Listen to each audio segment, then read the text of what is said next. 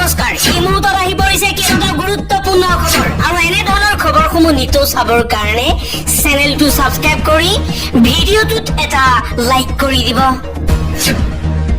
এই মুহূৰ্তত ৰৈছো এটা ব্ৰেকিং নিউজ 24 ঘণ্টাৰ ভিতৰতে মুখ্যমন্ত্ৰী হিমন্ত বিশ্ব শৰ্মাই পদত্যাগ কৰিব মুখ্যমন্ত্ৰী হিমন্ত বিশ্ব শৰ্মা হৰপ হৈ পৰিছে কংগ্ৰেছ শাসিত কোনখন ৰাজ্যই ঋণ লোৱা নাই মুখ লিষ্টখন দিয়ক সাংবাদিকে ঋণ লোৱাক লৈ প্ৰশ্ন কৰিছে হিমন্ত বিশ্ব শৰ্মা আৰু প্ৰশ্ন কৰাৰ লগে লগে হৰপ হৈ পৰিছে হিমন্ত বিশ্ব শৰ্মা সাংবাদিকে কৈছে যে ঋণৰ ওপৰত ঋণ লৈ দেউলীয়া হৈ পৰিছে চৰকাৰ বিৰোধীয়ে অভিযোগ উত্থাপন কৰিছে হিমন্ত বিশ্ব শৰ্মাৰ বিৰুদ্ধে এই কথা কোৱাৰ লগে লগে হিমন্ত বিশ্ব শৰ্মা হৰপ হৈ তেওঁ কৈছে যে কেৱল হিমন্ত বিশ্ব শৰ্মাৰ চৰকাৰে ঋণ লৈছে নেকি কংগ্ৰেছ শাসিত কোনখন ৰাজ্যই ঋণ লোৱা নাই মোক লিষ্টখন দিয়ক যদি কংগ্ৰেছ শাসিত ৰাজ্যত ঋণ লোৱা নাই মই 24 ঘণ্টাৰ ভিতৰত মুখ্যমন্ত্ৰীৰ পদ ত্যাগ কৰিম পৰৱৰ্তী খবৰ আফগানিস্তানৰ ভয়ংকৰ ভূমিকম্পত এতিয়ালৈকে 610 জনলৈ বৃদ্ধি পাইছে নিহতৰ সংখ্যা আহত হৈছে 1500ৰো অধিক লোক দেওবাৰে 6.3 প্ৰাবল্যৰ ভূমিকম্পই জোকাৰি গৈছিল সমগ্ৰ আফগানিস্তান এই ভূমিকম্পত 610 জনলৈ মৃতকৰ সংখ্যা বৃদ্ধি পাইছে এতিয়ালৈকে বহু লোক চিনাক্ত হোৱা নাই মৃত্যু হোৱা লোকৰ সংখ্যা বৃদ্ধি পোৱাৰ আশংকা কৰিছে আফগানিস্তান চৰকাৰে আন এটা খবৰ বিটিআৰ নিৰ্বাচনৰ প্ৰাক্ষণত ইউপিপিএলত খহনীয়া প্ৰমোদ বড়োৰ সংগত ত্যাগ ৰাজু ঢাকালৰ প্ৰমোদ বড়োৰ ওএছডি হিচাপে কৰ্মৰত আছিল ৰাজু ঢাকাল পৰৱৰ্তী খবৰ 3000 বিঘা মাটি চিমেণ্ট কোম্পানীক দিয়াক লৈ গুৱাহাটী উচ্চ ন্যায়ালয়ত প্ৰতিক্ৰিয়াৰ সৃষ্টি হৈছে ডিমা হাছাওত চিমেণ্ট কোম্পানীয়ে প্ৰতি বিঘাত 2 লাখ টকাকৈ 3000 বিঘা মাটি ক্ৰয় কৰিছে উচ্চ ন্যায়ালয়ত এই তথ্য জনাইছে মহাধিবক্তা দেৱজিৎ শইকীয়া ন্যায়াধীশ সঞ্জয় কুমাৰ মেধিৰ প্ৰশ্ন কেনেকৈ কোম্পানীয়ে 3000 বিঘা মাটি কিনিব পাৰে সিলিং আইন কলৈ গ'ল ডিমা হাছাওত চিমেণ্ট কোম্পানীয়ে প্ৰতি বিঘা মাটি 2 লাখ টকাকৈ 3000 বিঘা মাটি ক্ৰয় কৰিছে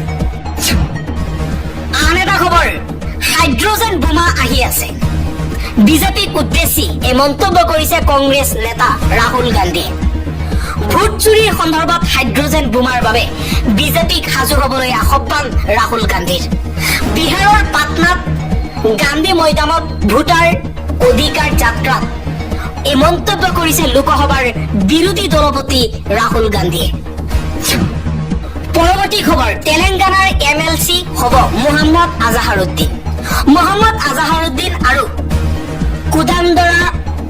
কুদান্দৰাম ৰেড্ডিক ৰাজ্যপালৰ কোটাৰ পৰা এমএলচি হিচাপে মনোনীত কৰাৰ সিদ্ধান্ত এমএলচি হিচাপে মনোনীত হৈ শীঘ্ৰেই কেবিনেট মন্ত্ৰীৰ পদ পোৱাৰো সম্ভাৱনা আছে মোহাম্মদ আজাহাৰুদ্দিনৰ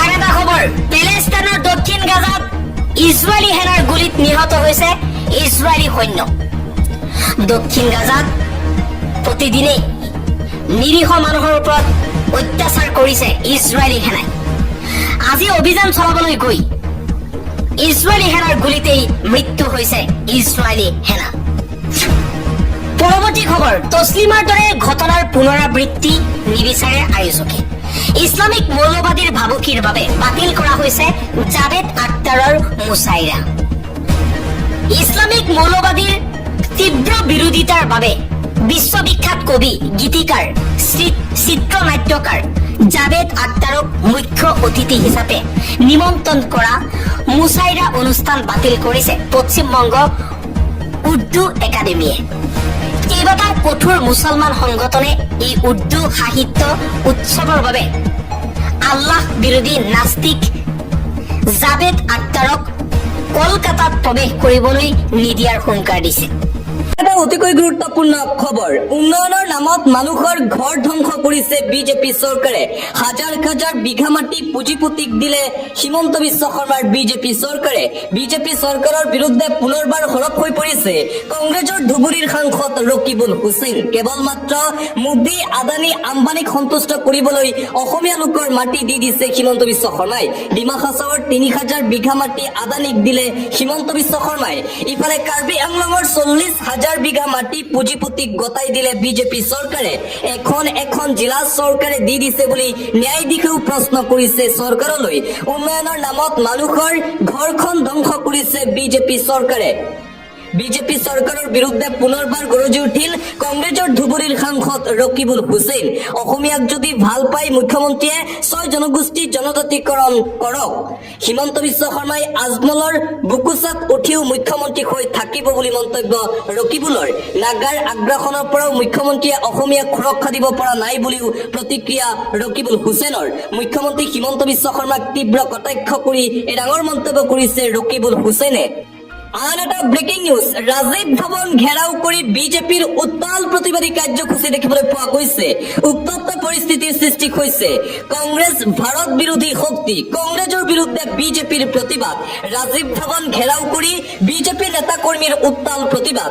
লখিমপুৰৰ ৰাজীৱ ভৱনত প্ৰচণ্ড হতাহতিৰ ঘটনা। উত্তপ্ত পৰিস্থিতি কংগ্ৰেছ কাৰ্যালয়ৰ চৌহদত। মহিলা সমাজক লৈ অশালীন মন্তব্য কৰিছে কংগ্ৰেছ দলে। নাৰী সমাজক অপমান সহ্য নকৰে ভাৰতীয় জনতা পাৰ্টীয়ে। প্ৰধানমন্ত্ৰী মোদীৰ মাতৃক কংগ্ৰেছে অপমান কৰাৰ বিৰুদ্ধে এই প্ৰতিবাদ। শ বিজেপি কৰ্মীয়ে ঘেৰাও কৰিলে কংগ্ৰেছৰ জিলা কাৰ্যালয়। কংগ্ৰেছ ভাৰত বিৰোধী শক্তি এই শ্লোগানেৰে উত্তাল প্ৰতিবাদী কাৰ্যসূচী গ্ৰহণ কৰে ভাৰতীয় জনতা পাৰ্টীৰ নেতা কৰ্মীসকলে। আৰু বিজেপিয়ে ৰাজীৱ ভৱনৰ সন্মুখত এই প্ৰতিবাদী কাৰ্যসূচী গ্ৰহণ কৰাৰ সময়তেই প্ৰতিবাদী কাৰ্যসূচীতেই হতাহতিৰ ঘটনাও সংঘটিত হৈছে বুলি জানিব পৰা গৈছে। অন্য এটা খবৰ, কোটি কোটি মুছলমান হৈ পৰিব বিদেশী। ন্যায়ালয়ৰ এটা ৰায়ে বিপদত পেলাব পাৰে ভাৰতৰ মুছলমানৰ বাবে এটা গুৰুত্বপূৰ্ণ খবৰ। ভিত্তিবৰ্ষ 1951 হলে পেলেষ্টাইনৰ দৰে পৰিস্থিতিৰ সৃষ্টি হ'ব। ভিত্তিবৰ্ষ 1951 হলে বিপদত পৰিব কোটি কোটি মুছলমান হৈ পৰিব মুহূৰ্ততে বিদেশী। 1951 ভিত্তিবৰ্ষ আমি কেতিয়াও নামানো। অসমত ভিত্তিবৰ্ষ 1971 চন হ'বই লাগিব। 1951 হলে প্ৰায় 48 লাখ পুৰুষ মহিলা হৈ পৰিব ভূমিহীন। সৰ্বোচ্চ ন্যায়ালয়ে আমাৰ পক্ষতেই ৰায় দিছে।